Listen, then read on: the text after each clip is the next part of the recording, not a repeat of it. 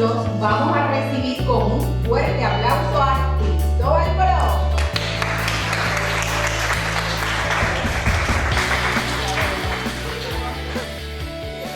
Ya se rieron del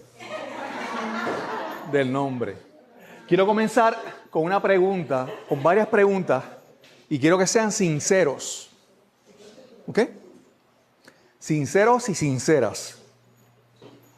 Primero, piensa, la primera se la contestan en su mente. ¿A qué ustedes le tienen miedo? ¿Alguno de ustedes le tiene miedo a la oscuridad? Levanten la mano. Nadie. Pero si entonces en la oscuridad usted no sabe si va a haber un murciélago. ¿Ya le están cogiendo miedo o todavía no tienen miedo? ¿No? O a un culebrón o a una boa puertorriqueña.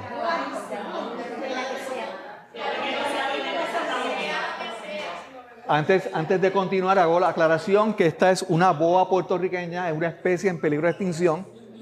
Así que no intente primero buscar un machete para matarla. ¿Sabe que está? Sí. Y se reconoce porque es marrón, tiene muy pocas marcas.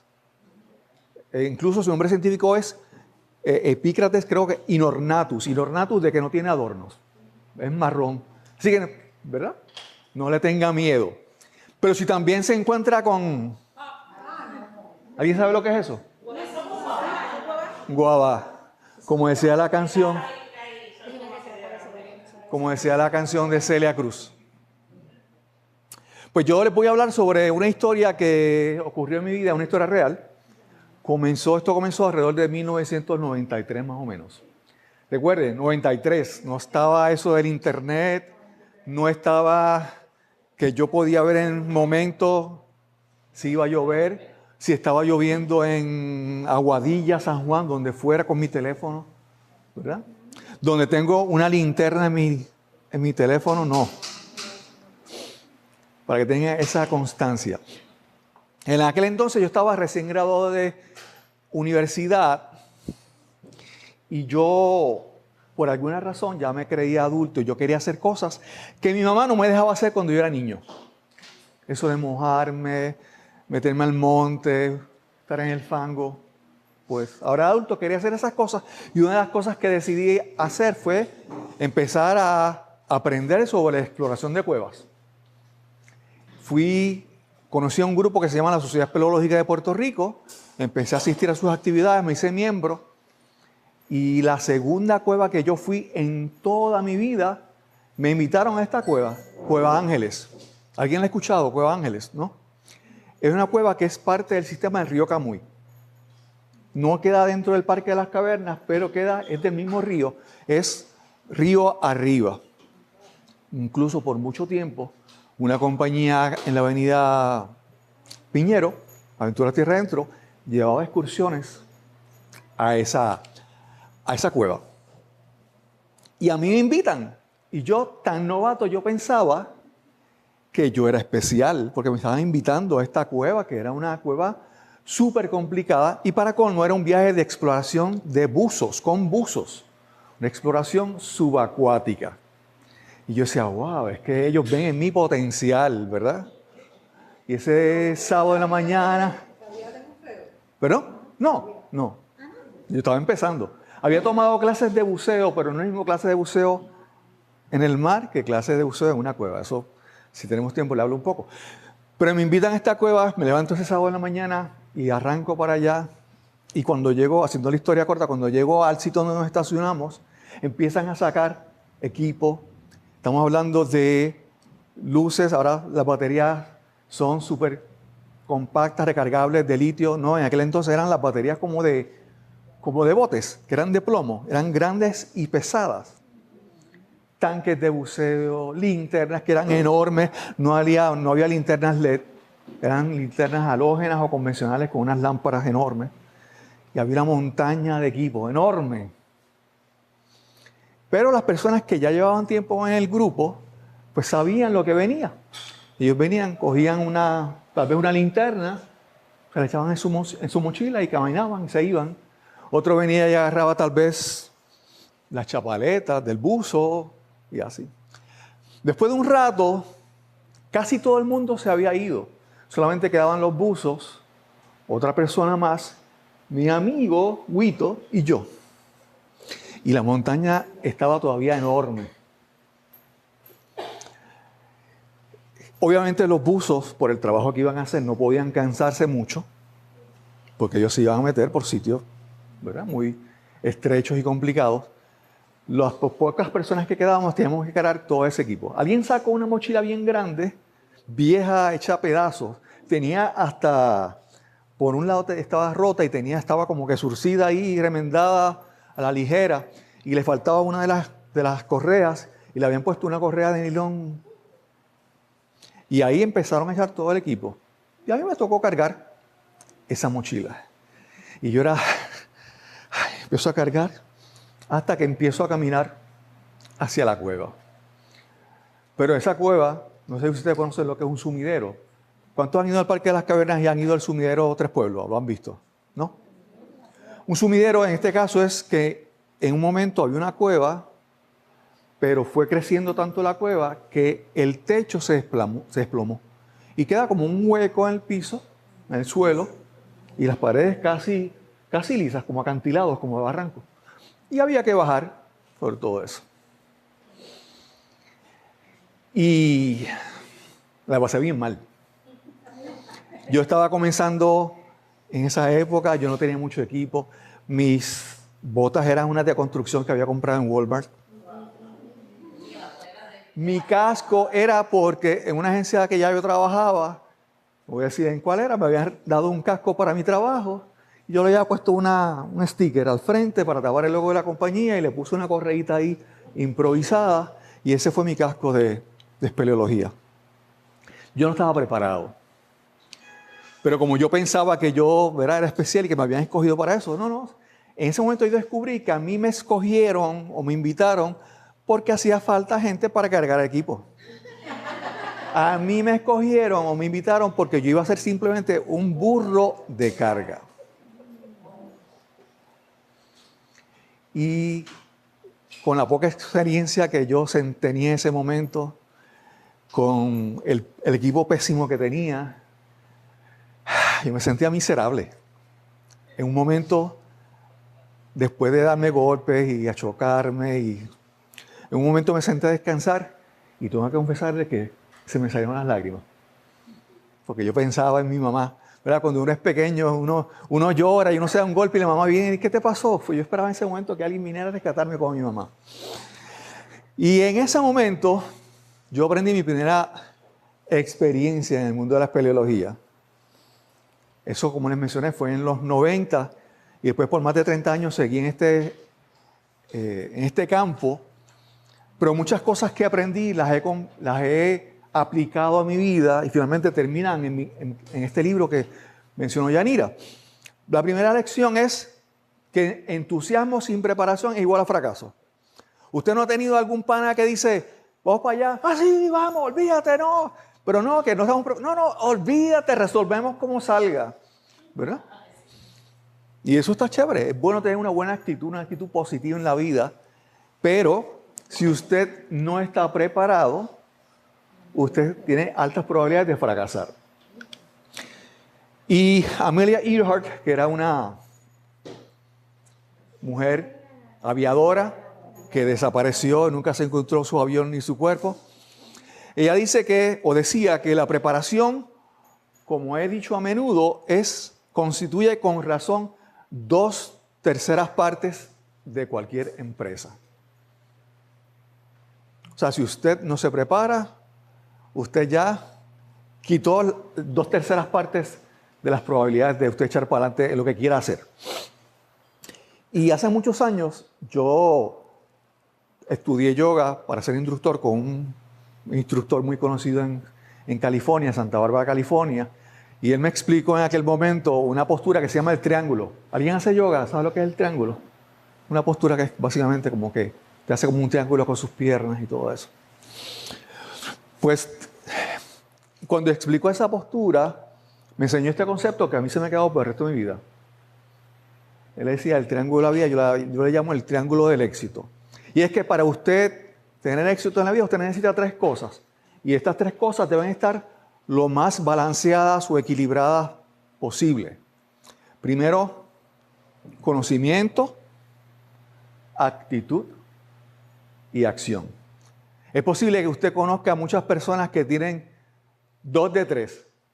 Las personas que tienen conocimiento, hacen las cosas, pero no tienen la actitud. Estos son los que van al trabajo y están como que maldita sea la madre que yo aquí un lunes trabajando otra vez. Están preparados, hacen las cosas, pero no las hacen con la mejor actitud posible.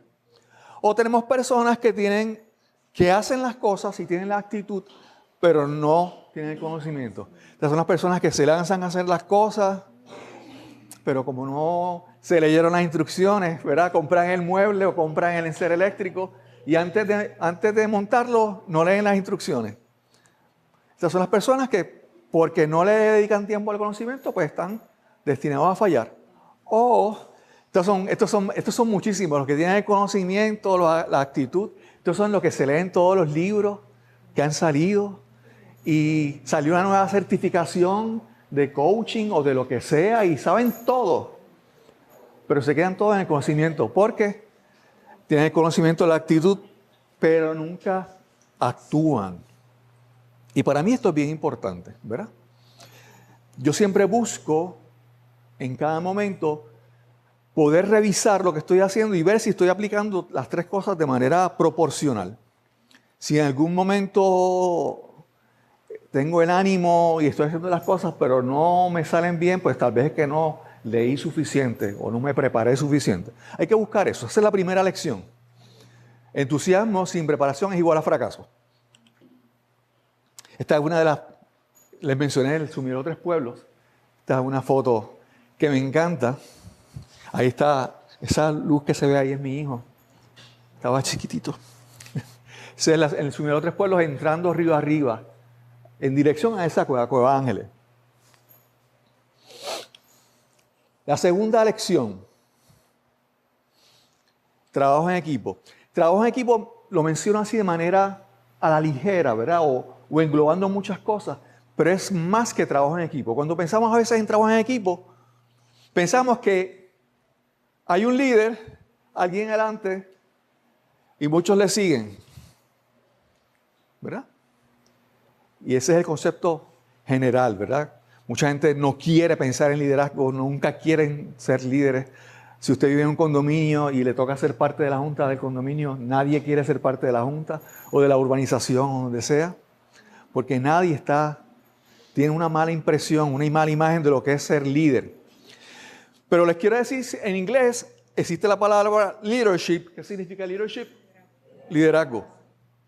Y existe la palabra followership. ¿Alguien me la puede traducir en una sola palabra? Follower es un seguidor. Followership.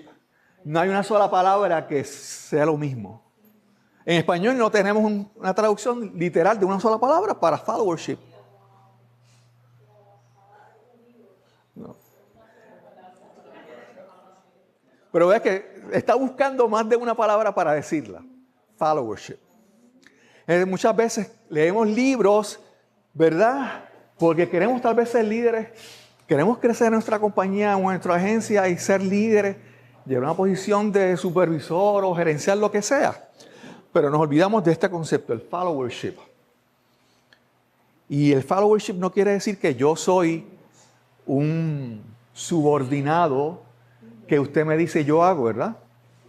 El followership requiere algo más y de eso vamos a hablar hoy. Jack Welch, que era un gran ejecutivo de la compañía General Electric, él decía que antes de ser líder, el éxito se basa en tu desarrollo, en tu prepararte, en tu crecer, en tu aprender. Cuando te conviertes en líder, el éxito se basa en el desarrollo de los demás.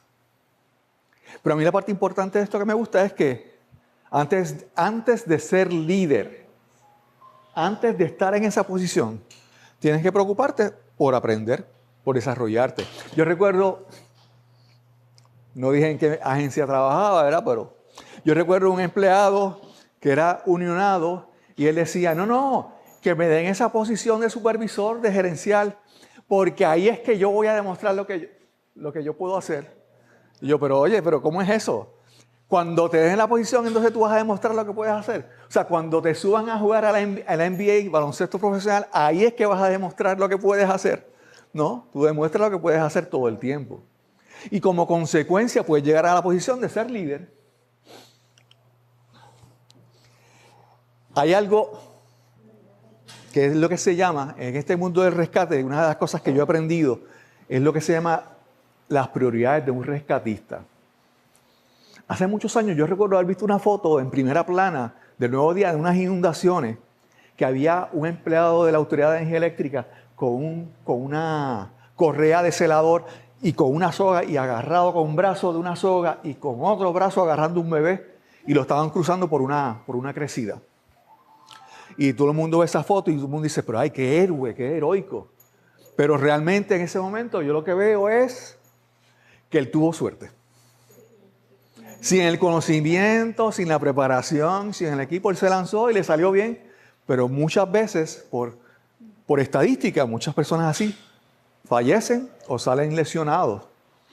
Y les voy a hablar sobre la prioridad de un rescatista. Un rescatista, si se cayó, si se derrumbó un edificio aquí al lado, las prioridades del rescatista primero es yo. Porque si eso está allí, se cayó el edificio, no sé si fue que hubo una explosión de gas, si hay gas todavía ahí, si hay fuego, si eso se está derrumbando. Primero el rescatista tiene que pensar en sí mismo.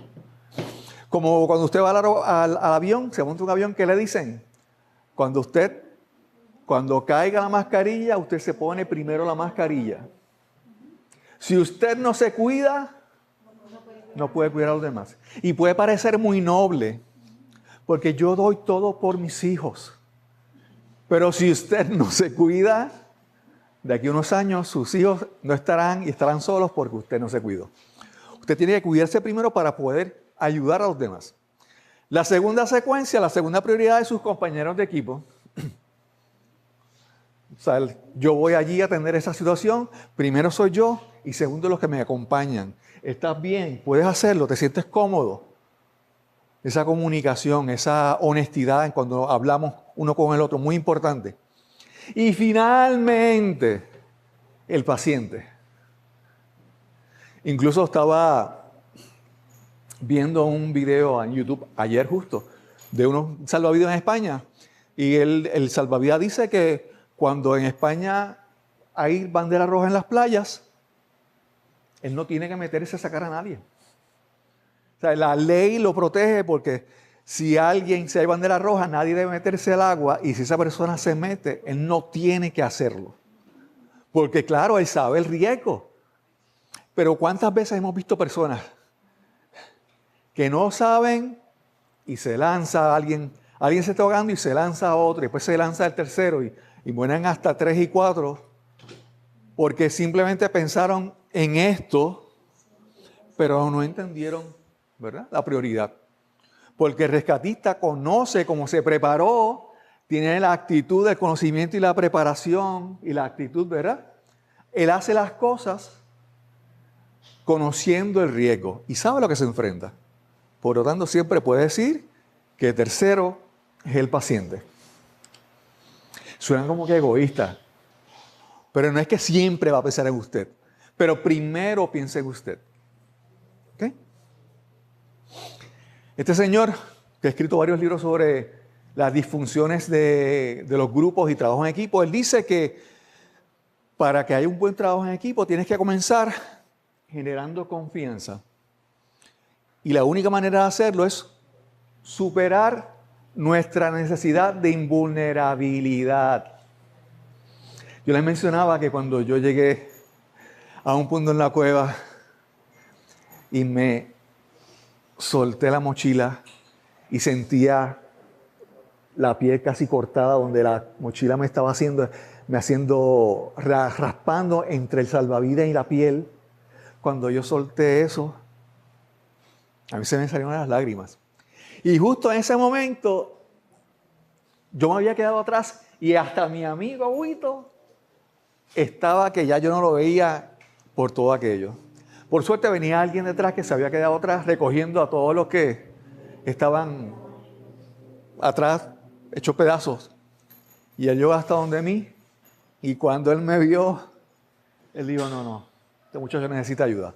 Llamó a todo el mundo, ¡hey, paren, esperen! Entonces, agarró parte de mi mochila, él me vio que, aunque se me hayan secado las lágrimas, él vio que yo estaba mal. Agarramos la mochila, alcanzamos al resto del grupo, dividimos todo el equipo. Dice, bueno, a él está bien mal, él no puede cargar todo esto, vamos a dividir la mochila entre todo el mundo. Y se dividió la mochila entre todo el equipo. Y ahí yo pude poner en mi mochila algunas cosas.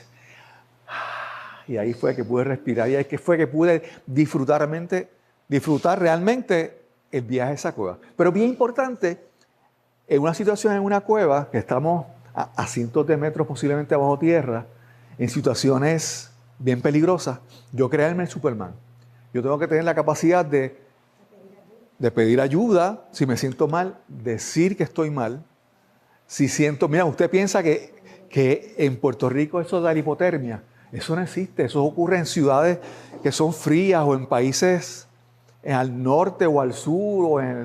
No, en Puerto Rico, la primera vez que yo sentí hipotermia fue en una playa en Cabo Rojo.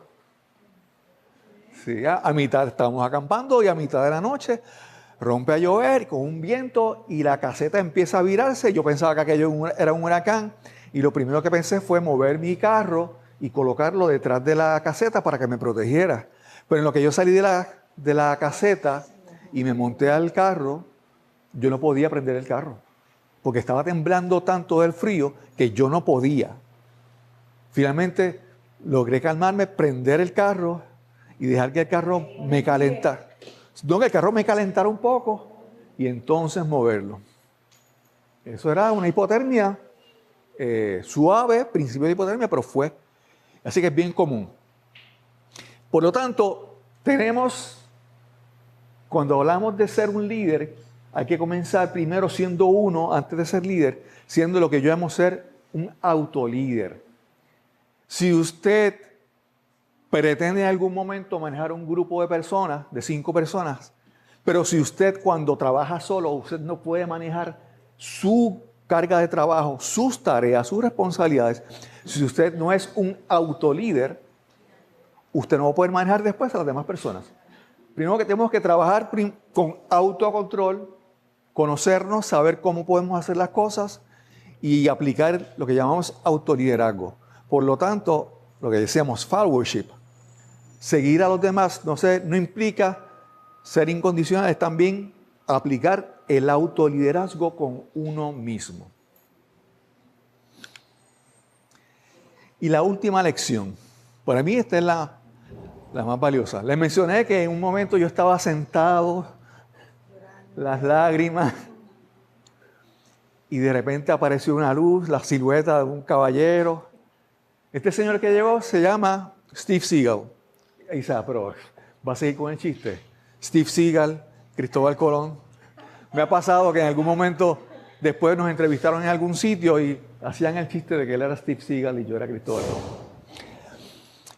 Pues Steve se convirtió sin quererlo, sin yo saberlo. Eso lo descubrí más adelante en mi vida, lo que él se convirtió en mi vida. Él se convirtió en mi mentor, mi amigo, al punto de que años después yo me casé y él fue mi padrino de boda. Pues Steve en aquel momento me ayudó y desde ese momento, el resto de mi vida, yo aprendí muchísimas cosas de él. Al punto que el libro está dedicado a él y yo tenía una prisa por escribir este libro, por publicarlo, porque Steve está ahora ya en una cama, en un hogar, encamado, y yo quería llevarle este libro lo antes posible, pues yo no sé qué puede pasar.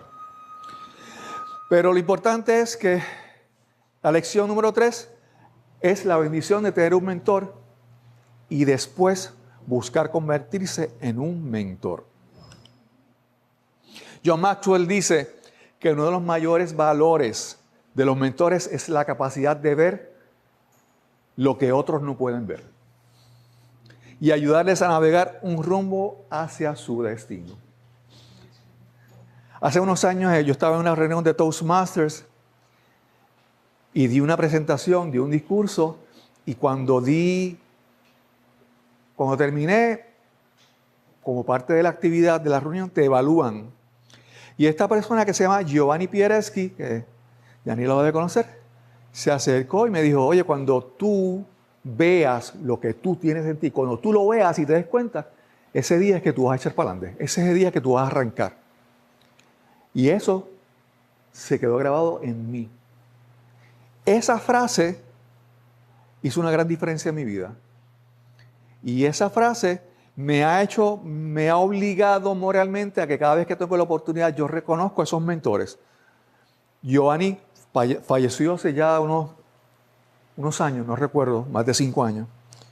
Pero cada vez que tengo la oportunidad de mencionarlo, lo menciono. Porque él como mentor cambió mi vida.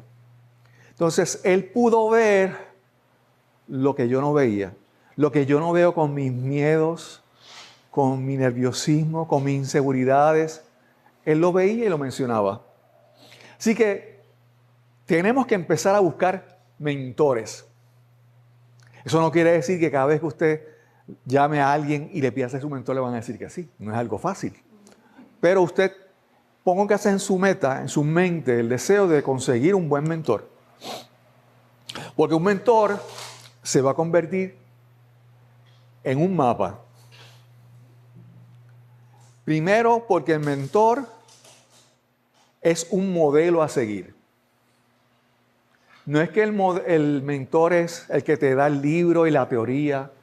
Es una persona que con su comportamiento, con sus logros, con su progreso, sirve como modelo para ti. Yo no voy a buscar, si yo quiero de repente poder ganar $1 millón, yo no voy a buscar a alguien que no lo haya hecho anteriormente. Si yo quiero escribir un libro, yo no voy a buscar a alguien que ha escrito borradores pero que nunca ha publicado nada. Yo quiero buscar a alguien que ya lo haya hecho. Segundo, provea acompañamiento. Un mentor te va a acompañar. En el caso de Steve, como les mencioné, por muchos años me acompañó en mi camino hasta que llegó a ser mi padrino de bodas. En el caso de Giovanni, hasta el momento en que estuve en los servicios fúnebres y pude hablar y agradecerle públicamente lo que él fue para mí en mi vida, en mi crecimiento. Tercero, potencial. Como les mencioné, el mentor va a ver el potencial que tú tienes que tal vez tú no te das cuenta. Y cuando descubres que tienes potencial, entonces las cosas van a ser diferentes. Y finalmente te va a apoyar. Te va a ayudar, te va a dar consejos, te va a decir las cosas, porque como él ya hizo, como él ya es modelo, el apoyo es fácil. Ya él sabe lo que es. Si esta persona ya es negociante y tiene, digamos, 2 tiendas, pues él ya lo ha hecho si tú quieres hacer tu propio negocio. Pero si buscas una persona que no lo ha hecho, porque hay mucho en las redes sociales, hay un montón de gente que no, es que eso no funciona. ¿Quién te va a comprar eso a ti? Usted no debe escuchar a las personas que opinan sin tener experiencia. Usted busca a los que han hecho las cosas, que ya lo han hecho y lo han hecho más de una vez posiblemente y los puedan ayudar a usted a hacer las cosas que usted quiere. Y muchas veces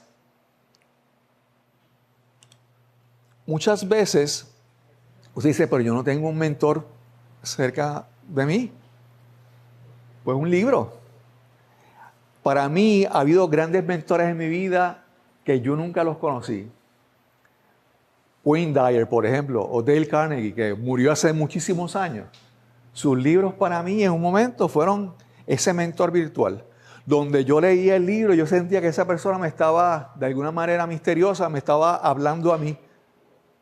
Obviamente no era a mí, pero el mensaje en ese momento me aplicaba.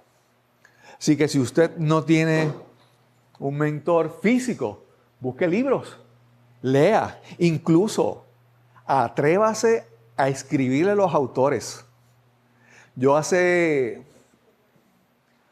varios años, hay un señor que es exagente del FBI, tiene como 14 libros en Amazon, es un experto mundial y en lenguaje no verbal. Él trabajaba con antiterrorismo y 20,000 cosas, era una eminencia. En un momento yo le escuché hablando y él se llama Joe Navarro, suena latino. En un momento escuché una entrevista que le hicieron y él habló un poco sobre su trayectoria. Bueno, escuché uno de sus libros y en su libro habló de su historia, de cómo él venía de Cuba. Y le escribí y me contestó y le dije, ¿quiere participar en una entrevista en mi podcast? Sí, lo podemos hacer. Lo único es que no la podemos hacer en video porque yo tengo un contrato de exclusividad de video con tal compañía. Yo, no hay problema. Y lo entrevisté. Y pude encontrar similitudes en su vida y la mía. Yo, por ejemplo, en uno de sus libros, él hablaba de cómo cuando él vivía en Cuba, en su casa había un señor que iba a recoger las sobras de comida. En Puerto Rico le decimos comida de puerco. Y como en un momento su mamá lo regañó por cómo él trataba al señor que recogía esas sobras de comida. Y esa lección se le quedó toda su vida y él aprendió a respetar a las demás personas. Y yo le dije a Joe Navarro en un momento, Joe, ¿sabes qué? Cuando yo era el niño que recogía comida de puerco en el pueblo de Yabucoa. Y yo me abochornaba de eso. Pero esa experiencia como entre él y yo nos permitió conectar y lo entrevisté en mi podcast. Pero a eso no es lo importante. Cuando uno escribe un libro, uno pone al final o dentro del libro unos testimonios de personas que recomiendan ese libro. Cuando lo hice en español, busqué unas personas. Cuando busqué para hacerlo en inglés, busqué personas que fueran más conocidas en el mundo en inglés. Y le escribí a él un domingo por la tarde.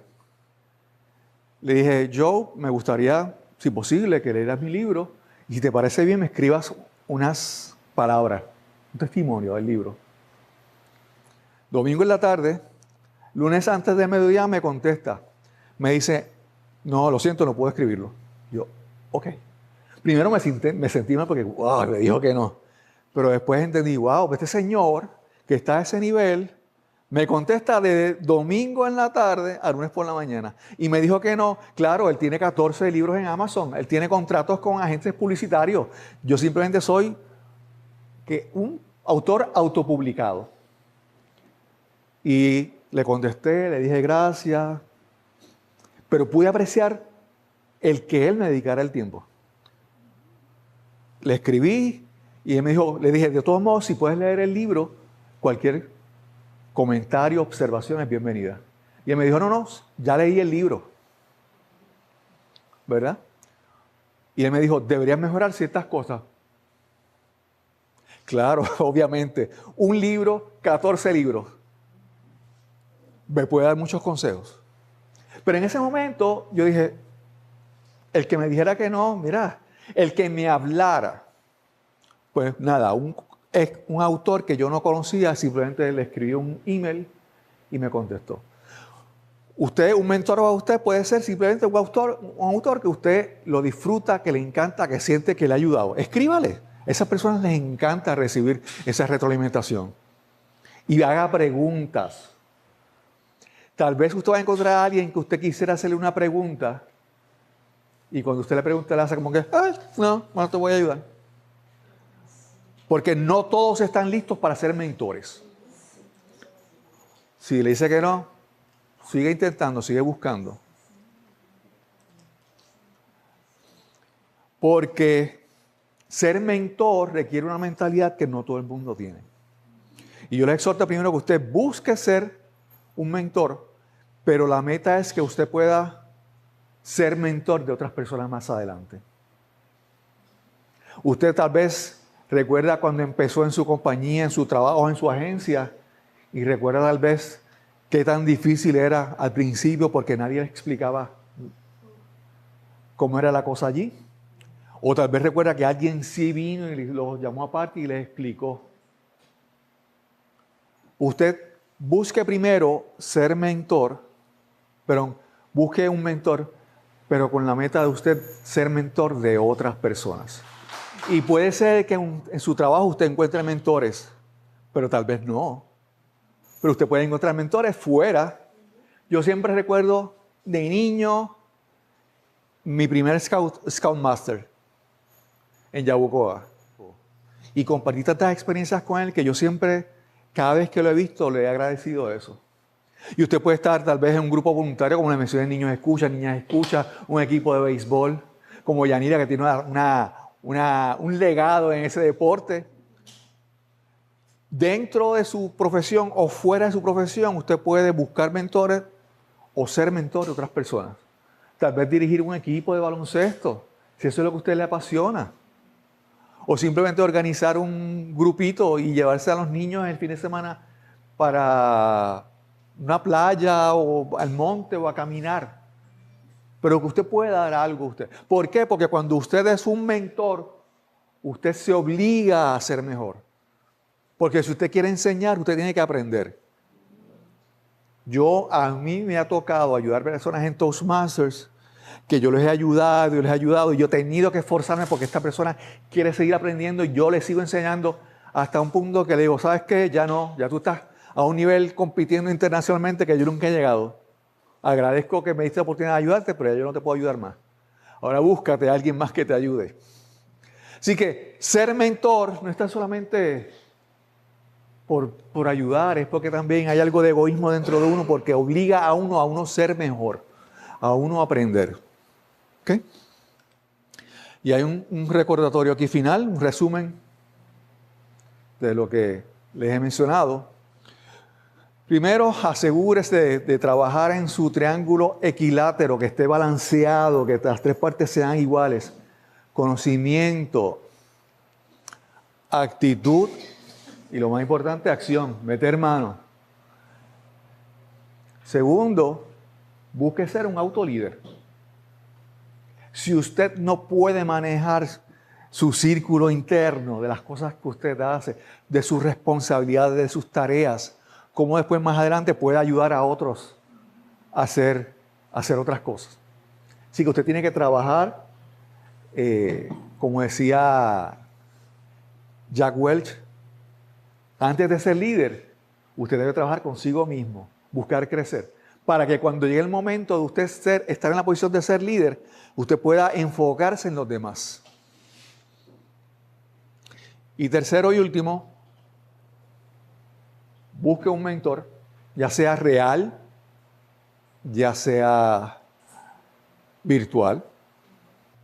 Y usted piensa, pero es que ¿qué yo he hecho en mi vida? Claro, usted está todo el tiempo mirando hacia la próxima meta. Usted está mirando lo próximo que quiere hacer. Usted tal vez tenga 10, 15 años en su trabajo, pero está pensando cuando llegue a los 30 años. Mientras que hay otros que están en su primer año, en sus 5 años. Y lo que usted puede enseñar desde el trayecto caminado es de gran valor. Usted puede ayudar, usted tiene cosas que puede aportar a los demás. Simplemente que usted no lo vea o que usted no se dé cuenta no quiere decir que no es así. Les quiero hacer un poquito, un corto resumen del libro. En el libro ocurre que cuando entramos a la cueva más adelante, en el viaje de buceo, había un sitio que había una cuesta de barro y al llegar abajo había agua y a la derecha, como 8 pies, había una grieta, un hueco. Los buzos se iban a meter por esa grieta y al final había como un hueco en el suelo y por ahí iban a comenzar a bucear. Y se metieron a bucear, como antes de mediodía. La cosa es que minutos después comienza a crecer el río. Y se forma un revolú, un corre y corre, porque si el río crecía, el río había crecido como unos 8 pies, en un área, imagínense como este salón, este espacio de aquí a allí, de esta mesa hasta allá, 8 pies que haya subido en 5 minutos. Todo el agua que subió. Pues había que de alguna manera garantizar que si los buzos llegaran al punto de salida otra vez, que estaba descubierto al principio, que si llegaban y encontraban agua, no se perdieran. Pues buscamos muchos pedazos de soga y los amarramos uno a otro de cinta hasta que pudimos marcar el camino para que cuando ellos salieran, llegaran. Por suerte, el agua no llegó hasta cubrir el túnel, pero estuvo casi hasta el borde. Y ellos salieron. Obviamente estoy aquí, sobreviví. Estuvimos más de 14 horas dentro de la cueva. Y el libro, pues básicamente cuenta la historia, una historia real.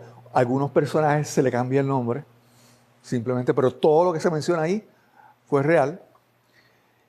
Lo que me motiva a escribir ese libro es por qué yo en ese momento, después de esa mala experiencia, después que estuve a punto de perder la vida tal vez allá abajo, ¿por qué no me quité? ¿Por qué me quedé? Y estuve casi 30 años, seguí aprendiendo, me hice instructor de rescate en cuevas, participé en cursos de rescate en Estados Unidos, Costa Rica, Cuba, Puerto Rico.